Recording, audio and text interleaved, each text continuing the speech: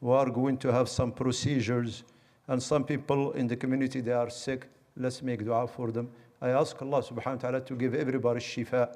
اللهم رب الناس اذهب البأس واشفي أنت الشافي لا شفاء إلا شفاءك شفاء لا يغادر سقما اللهم عجل لهم بالشفاء يا رب العالمين اللهم اشفنا واشفيهم واشفنا واشفيهم واشف مرضى المسلمين يا رب العالمين اللهم ارفع عنا وعنهم وعن المسلمين الأمراض والأسقام والأوجاع والأوبئة يا رب العالمين عافنا وإياهم والمسلمين في أبداننا وأسماعنا وأبصارنا يا رب العالمين وصل اللهم وسلم وبارك على سيدنا Muhammad.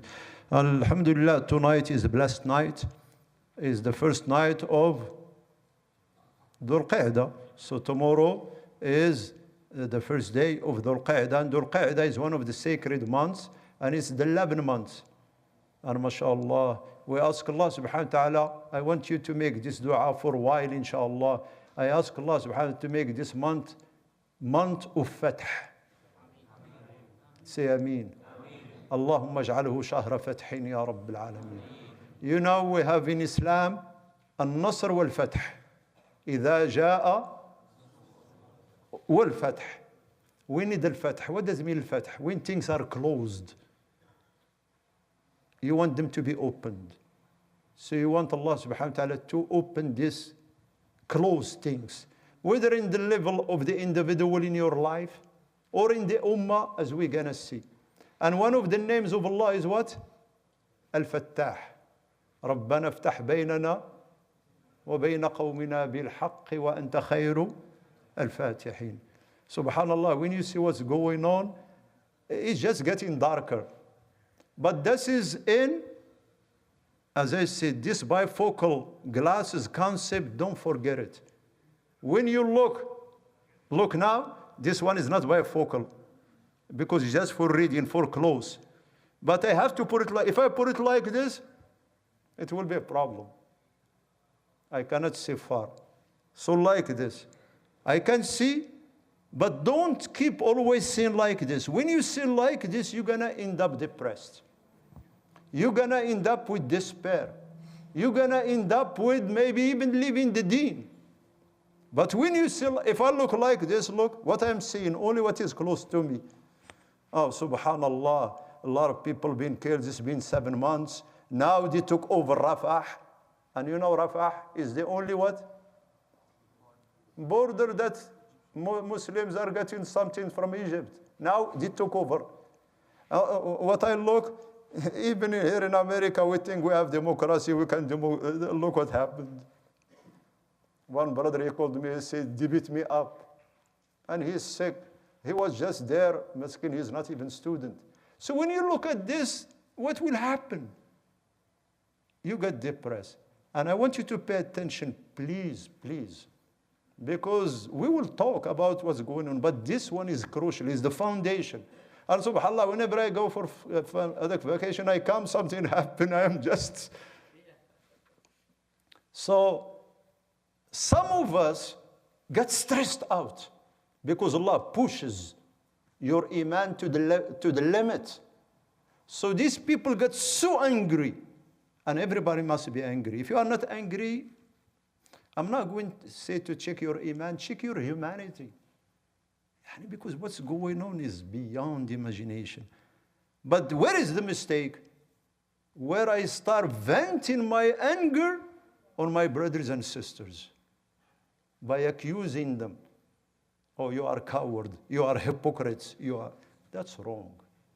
It means that I advise you, don't participate, don't go, just stay home. It's better for you. Because in this case, you are lacking sincerity, you are doing whatever you are doing for the sake of Allah. That's it. Don't. And you start accusing people and this brother. Keep that anger on the right cause, which is the occupation, the injustice, the oppression, not your brothers and sisters. That all of us, we are in the same page. Our hearts should not differ. When the hearts differ, this is a disaster. Allah will not help us. But our mind is okay to differ. Not okay to differ. Our mind is highly recommended to differ. We say it this way, I say it this way, here is the benefit, here is, but all of us, our heart is with our brothers and sisters, and I know for sure. So in this case, when you start venting and this and that, really you have a problem. And you accusing Muslim, you go to their hearts. Because I've heard that some people say, oh, they are hypocrites, or they are cowards, and so on. Until some people, masakin, just because of the pressure and this and so on, they want to do something that maybe they don't want to do or whatever. So please pay attention to this. And as I said, how to channel that anger is very crucial. This is how you stay in the middle. Because shaitan has advantage over you and me. He has two extremes against one. You have only one choice. Is what? To be in the middle. Shaitan has two advantages, to take you to the right or to the left. To the right, where you lose hope and despair. And we're going to talk in this coming Khawatir, inshallah, in this powerful, powerful, powerful feelings and emotions. When one of them catches you, if Allah does not have mercy on you, you are gone. One of them is despair, one of them is guilt, one of them is fear, and so we'll come to that, inshallah. But I want to lay the foundation now. To be in the middle is the challenge. That's why there is no word jihad in the Quran Sunnah except connected with what? Fi sabilillah, in the sake of Allah subhanahu wa ta'ala. So whatever you do, remember why I'm doing it. Why I am doing it. And that's what will keep you going, inshallah. Otherwise, as I said, you go to the extreme where you start venting your anger on the believers that they are with you in the same page. Maybe some of them that you don't know, they didn't participate in this event or that and so on. Maybe the whole night they are standing at night crying and praying and said, Ya Allah, help our brothers and sisters. You don't know. So don't judge anybody. Just focus on yourself. And what you have to do, that's why I try my best in Isha to bring some verses relevant to the Khatera. What is the verse that is relevant in the Khatera? Ya Allah, where is Yusuf? $5 or a perfume? Nobody? You are close. Because of $5. When Allah told the Prophet sallallahu alaihi wasallam, فَقَاتِلْ فِي سَبِيلِ اللَّهِ لَا تُكَلَّفُ وَحَرِّدِ الْمُؤْمِنِينَ. He told him, he commanded him, fight for the sake of Allah. You are responsible alone.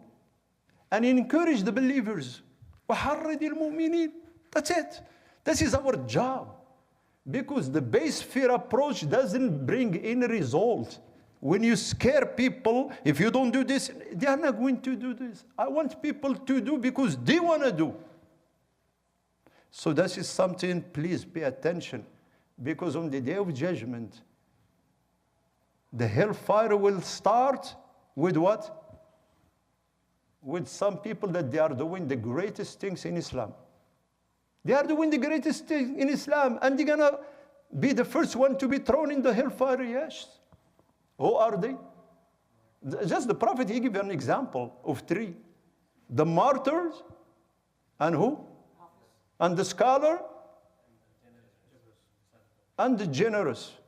The mujahid, imagine a mujahid. He went for jihad and so on. Allah will bring him on the day of judgment. He said, I give you the strength and so on. What you did with it? I fought for your sake. I stood up for your sake. He said, you are a liar. You did stood up, but you did it for what? In order for people to see that you are brave and this. Until because of lack of ignorance or of knowledge, some people, they are taking picture to prove to the others that I was there. No. No, I don't do it for anybody. I do it for Allah subhanahu wa ta'ala. Because you can risk your life, by the way. Imagine what happened in UCSD. And they were beating people and so on. Somebody can die. So I will lose my life just for you. Wallah, I'm not ready to lose it for the whole world. The only time I'm risking my life is for what? That's it. Because that is the reward is worth it. And the second one is the scholar. I give you the knowledge. What you did with it? I've been teaching it to people. And he said, you are a liar. You did teach. But your intention is what? That people say what? That he's scholar. And people say that. You get what you want. And the third one is the generous and so on. So be careful, my brothers and sisters. We are together. I have no doubt that everyone, brother or sister, that their heart is crying and there was something. We encourage one another and we motivate one another and we're going to be there, inshallah. Now the last thing is 2 minutes. We are in the way of victory. Wallahi al-azim, I'm in the house of Allah, I'm swearing.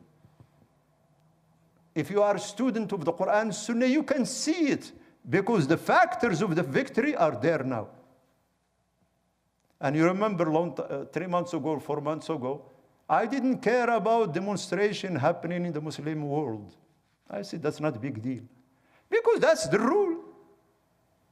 And never the Muslim people, I'm talking about people, they never normalized. That was the challenge in front of the occupation, to make people normalize with it. It didn't work in the whole Muslim country, except few hypocrites here and there. But the strength of the occupation is what? The normalization with the people in the West. Few months ago, these things start to change. And you see people start speaking and this. And now is manifested in this demonstration with the student and so on. That is a huge change. And that is called, in politics, we call it normalization and so on. But in the Quranic term is called what? Huh?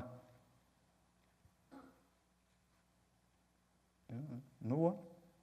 $10, $15, $20. حبل من الناس, the rope of the people. إلا بحبل من الله وحبل. I already answered it. I'm sorry, Habibi. I know $20 makes sense.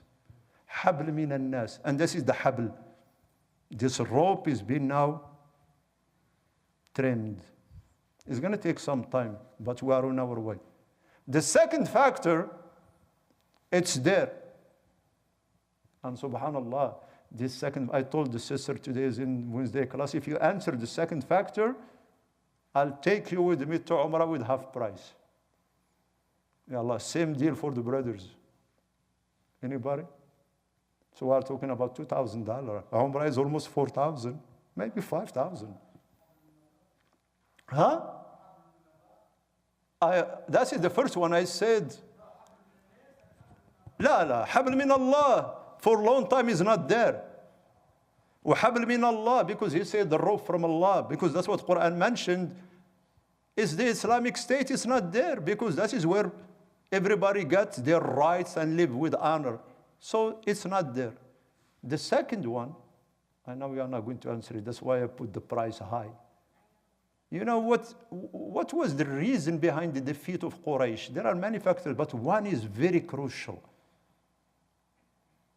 If that factor was not there, Quraysh would not be defeated. Which one? Huh? Huh?